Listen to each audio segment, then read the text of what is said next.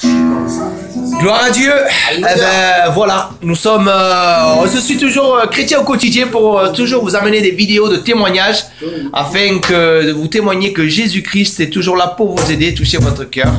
Donc voilà, j'ai avec moi El Juan, El Juan et El Quito. Juan, Quito. Et avant de commencer faire le témoignage d'El Quito, j'aimerais bien qu'il chante un petit cantique à la gloire de Dieu. Allez, como queréis. ¿Cómo no voy a amarte? ¿Cómo no voy a amarte? ¿Cómo no voy a amarte? Si tú me has amado el primero. ¿Cómo no voy a amarte? ¿Cómo no voy a amarte? ¿Cómo no voy a amarte? Si tú me has amado el primero. Dame la oportunidad, Señor, de demostrarte que mi amor por ti es verdadero. Dame la oportunidad, Señor, de demostrarte la calidad de mi amor por ti. Dame la oportunidad, no quiero que simplemente sea fácil pronunciar, pero quiero que cuando lo diga lo sienta dentro de verdad. Oh Padre, yo quiero amarte y te lo quiero demostrar. ¿Cómo no voy a amarte? ¿Cómo no voy a amarte? ¿Cómo no voy a amarte? Si tú me has amado el primero. ¿Cómo no voy a amarte? ¿Cómo no voy a amarte? ¿Cómo no voy a amarte? Si tú me has amado el primero. Oh Señor, oh Padre mío, desde que yo te conozco, tú me has llenado de alegría y mi corazón de gozo. Oh Señor, oh Padre mío, desde que yo te conozco, tú me has llenado de alegría y mi corazón de gozo. ¿Cómo no voy a amarte? ¿Cómo no voy a amarte? ¿Cómo no voy a amarte? Si tú me has amado el primero. ¿Cómo no voy a amarte? ¿Cómo no voy a amarte? ¿Cómo no voy a amarte? Si tú me has amado el primero. Gloria a Dios, Señor. Merci Seigneur. Comment ne pas t'aimer, disait ce cantique. C'est vrai. C'est impossible, on peut que t'aimer. Dios mío de mi alma. Donc voilà, j'ai le Quito avec moi. Il va témoigner du Seigneur. Donc soyez attentifs. C'est très important. Pour tous ceux qui ne connaissent pas le Seigneur, c'est très important. Gloire à Dieu. Ben, je remercie le Seigneur de me donner cette opportunité-là de pouvoir témoigner pour sa gloire. Amen. Ben, je vais vous raconter mon témoignage, comment Dieu est rentré dans ma vie. Ben voilà, j'étais un jeune comme les autres. J'aimais le monde. Je sortais beaucoup. Puis j'y croyais en Dieu, mais c'était banal. J'y croyais en Dieu, mais à ma façon tout simplement. Et un soir, ben, durant ma vie, un soir, j'aimais la pêche, alors je me mettais à la pêche. Et en partant à la pêche, ben, comme j'y croyais en Dieu, alors je demandais à Dieu, je dis Seigneur, si vraiment tu existes, je dis, ben, donne-moi un gros poisson. Moi, quand j'ai demandé ça au Seigneur, ben, je l'ai cru de tout mon cœur. Puis j'ai chopé un gros poisson. Dieu me donnait un gros poisson. Amen. Il m'a donné une belle dorade. Elle était énorme la dorade. Alors, comme j'étais tellement content, j'étais parti.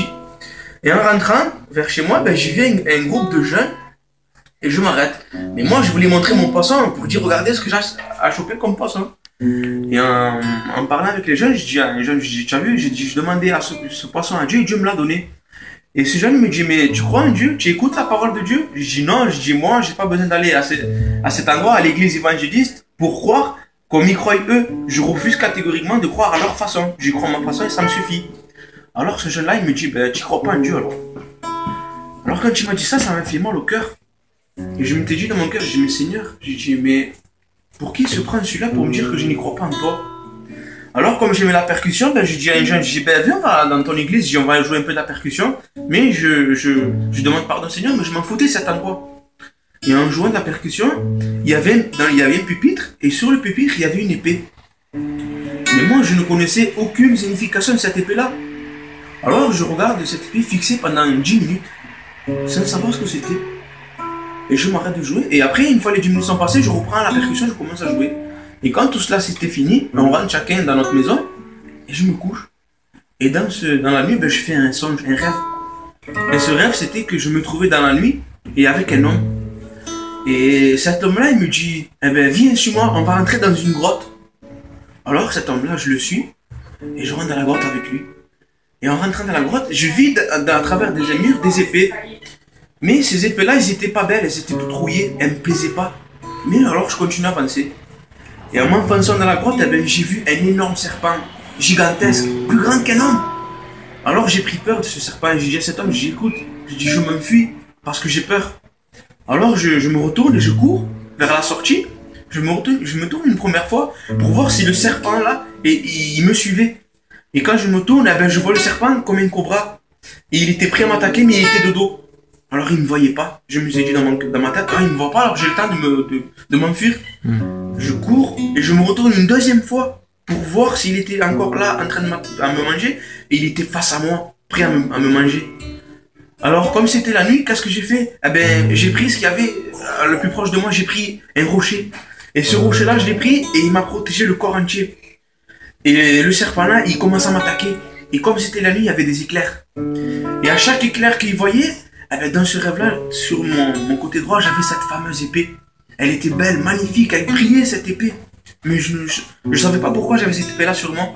Et il me frappait, et moi je voulais que quand il me frappe près de la roche, à travers l'éclair, lâcher la roche et le couper la tête. Mais je n'y arrivais pas. Je n'avais pas cette force-là. Et il continuait à frapper, et quand la roche a commencé à se briser, près à ça de me toucher, il y a une personne qui est venue et qui lui a coupé la tête. Je lâche tout, et je vais vers cette personne et je lui dis « Merci, tu m'as sauvé ».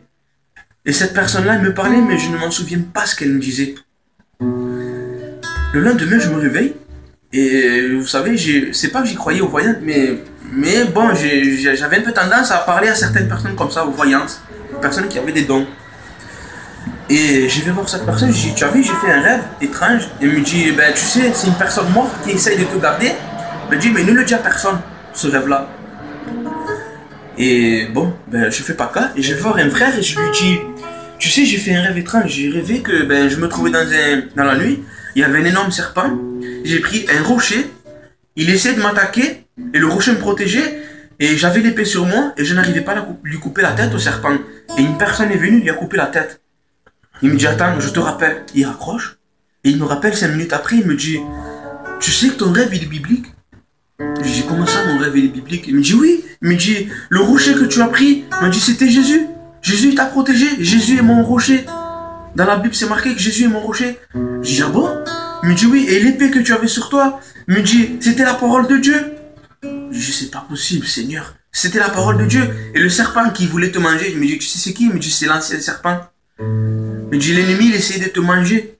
Il me dit, mais Dieu n'a pas permis, Dieu il t'a sauvé. Amen. Seigneur, quand il m'a dit ça, ben, mon cœur était dans la joie. Je ne savais plus où, comment aller et quoi faire. Alors ce frère-là, il me dit, il m'invita, il me dit, ben, je t'invite à ce que tu viennes à l'église et tu viennes écouter la parole de Dieu. Le serviteur, quand il a prêché, ben, il m'a dévoilé toute ma vie. Sans savoir ce qu'il y avait dans ma vie, le serviteur ne connaissait pas ma vie. Il dévoilait ma vie. Dans chaque parole qu'il prononçait, mon cœur battait de plus en plus et je ne comprenais pas ce qui m'arrivait. Et depuis ce jour-là, eh ben, je suis le Seigneur de tout mon cœur. Parce que le Seigneur est rentré dans ma vie et c'est lui qui soutient ma vie. C'est lui qui m'a enlevé du monde. Il m'a enlevé des ténèbres. C'est vrai, moi que t'es jeune, on se dit, mais je fais rien de mal. Ben, en fait, on se rend pas compte, mais le Seigneur, il nous aime. Et le Seigneur, il veut qu'on le serve pour sa gloire. Car le Seigneur est bon. Le Seigneur t'aime, mon frère. Et si j'ai témoigné aujourd'hui, si Dieu a permis que je témoigne, ben c'est pour te témoigner de la vérité. Amen. Sache à ceux qui m'écoutent, même dans ta jeunesse, ne méprise pas ta jeunesse, car Dieu a besoin de toi. Dieu t'aime, Dieu veut se servir de toi. Et crois-moi que le Seigneur est riche en bénédictions. Dieu bénit ta vie. Nous sommes tout le temps réunis avec les frères, nous prions le Seigneur. Et croyez-moi que ça ne vaut pas l'or du monde. Le Seigneur est une richesse que même pas l'or du monde, même pas le monde entier peut racheter tout cela. C'est vrai. Le Seigneur, c'est très important pour ta vie. Le Seigneur te sauve. Il te donne la vie éternelle. Dieu est tellement un Dieu riche qu'il te l'offre, la vie éternelle. Et je t'invite, mon frère, à ce que tu viennes écouter la parole de Dieu. Dieu te transforme ta vie et tu deviens un homme meilleur, un homme de Dieu. Les gens, quand tu te vois, eh ben, ils ont une autre opinion de toi. Ils te voient, ils savent que tu es un homme de Dieu. Et je remercie le Seigneur pour ce qu'il a fait dans ma vie. Amen. Je remercie le Seigneur parce qu'il est rentré dans ma vie. Je ne méritais pas tout cela. Et Dieu, dans sa grâce, eh ben, il est rentré dans mon cœur et j'ai donné mon cœur à Dieu. Amen. Et je remercie le Seigneur pour cela. Voilà mes frères, et j'espère que ce témoignage-là vous aura fait du bien, car je voulais raconter de tout mon cœur. Et que le Seigneur vous bénisse. Amen. Je remercie El Quito pour ce témoignage puissant. Donc voilà. À la prochaine pour d'autres témoignages. Ciao, ciao, ciao.